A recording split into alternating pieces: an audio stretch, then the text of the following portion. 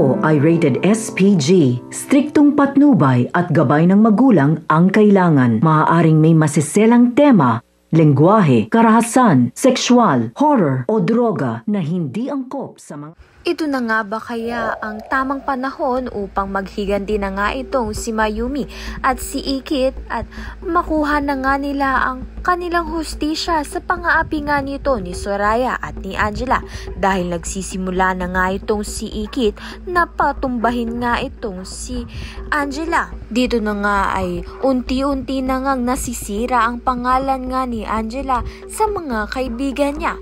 Gayon rin naman nga itong ginawa ni Mayumi kay Soraya na ipahiya na nga itong si Soraya. Talaga nga namang pinaghandaan at pinag-isipan mabuti ni Mayumi at ni Ikit ang mga strategy na gagawin nga nila upang mapabagsak na nga ng tuluyan ito ngang si Soraya at si Angela. At isa pa nga rito ay marami ngang tumutulong sa kanila dahil ang mga ibang tauhan nga nito ni Soraya na nagbalik loob na nga at nagbagong buhay na nga ay tinutulungan nga sila upang maghiganti nga dito kay Soraya. Samantalang wala talagang pinapalampas na kahit sino ito ngang si Soraya dahil pati nga itong si Drew at si Matthew ay pinatalsik nga niya sa kanilang sariling resort dahil gusto ngang magrena-renahan ito ngang si Soraya. Matuldukan na nga kaya ang kasamaan nito ni Soraya.